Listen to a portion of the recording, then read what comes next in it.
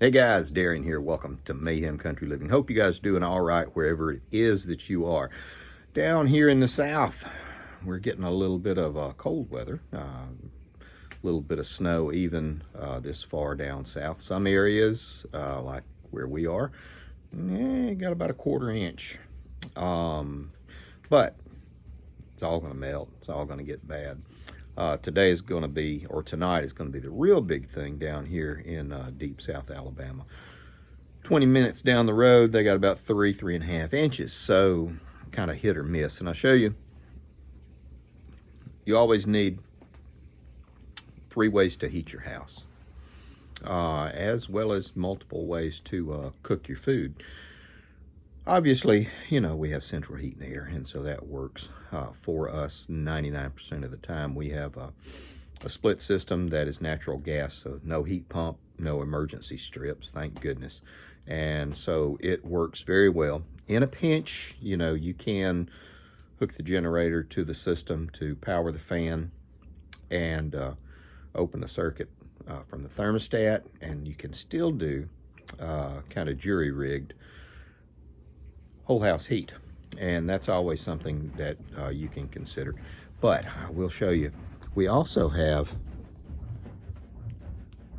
fireplace. We actually have 2 fireplaces, one upstairs and one downstairs. More to come. Okay guys, now we're back, and this is I call this our hearth fireplace. It actually is a really good place to do an insert for a wood burning stove, and that will come later when we're able to get it installed. This is 2 flues, 2 chimneys that are separate from each other, and the fire's going nicely. You can see we've got a grate in there that you can actually cook off of. We made chili last night just for the heck of it to make sure everything worked and went really well. I will show you something else that we have. In addition to the fireplaces, we incorporate propane, which works pretty well, and it can heat parts of the house depending on what you have. I know a lot of people are going to say, oh my gosh, you use open flame propane to heat your house in an emergency. Absolutely. No, I'm not worried about carbon monoxide. We have detectors, but think gas stoves, and it burns just as efficiently as a gas stove, so I'm not that worried. You also can use these Mr. Heaters or Mr. Buddy heaters.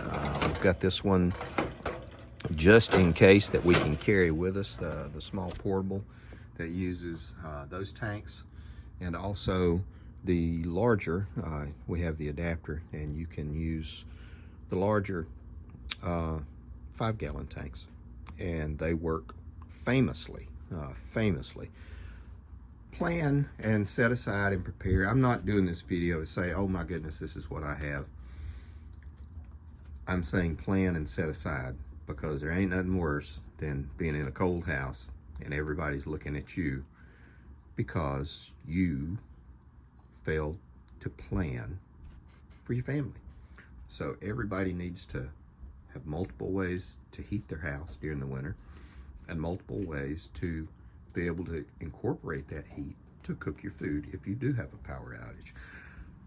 Candles work really well. You can get the big old 100 packs of tea candles. I've got some of those over here. There we go. I've got the bags of them, and then you have these as well, and they work as well as other candles.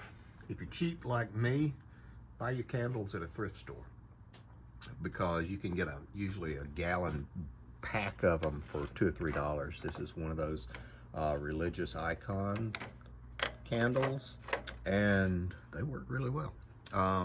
Always watch, if you're doing candles, that's fireplaces as well. If you're doing that, you always want to make sure that you watch out for your pets and kids or grandkids around them, because it can be a problem.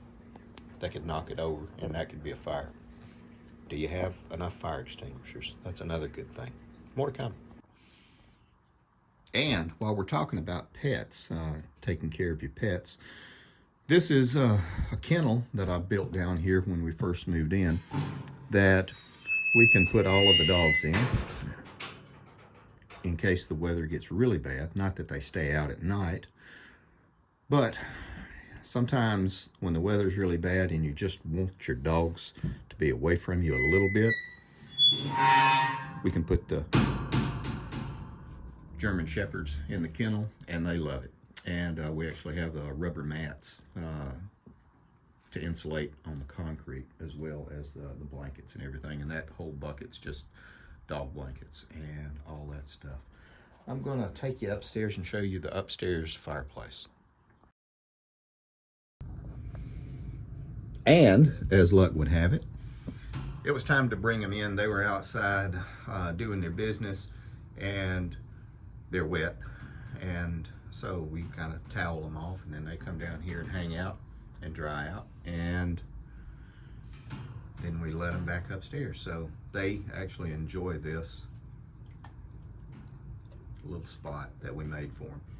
Cattle panels, pass-through gate, angle iron, welded a little bit of stuff to the posts, and it works out really good. And we also use it for, you know, dry goods storage, paper towels, toilet paper, all that stuff. Those are a bunch of the robots that we have to go through and repair.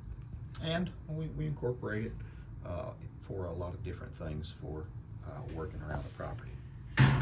More to come. There we go. Now we're upstairs. This is just the big fireplace, the honest to goodness official fireplace. And you can see when we have inclement weather, we go ahead and stack dry firewood inside. Both of the boxes are full of firewood, and that box is full of firewood as well. Before, this was slow in coming down here in Alabama, so we knew about it. So we laid in also 2 truckloads of firewood, and it's covered up outside. So it's just something we do to make sure that we are warm and the rest of our family has a place to come in case the weather does get bad. Anyway, guys, gonna wrap it up. Thanks for coming by. Thanks for hanging out. There we go. Fire's picking back up. Take care of you people.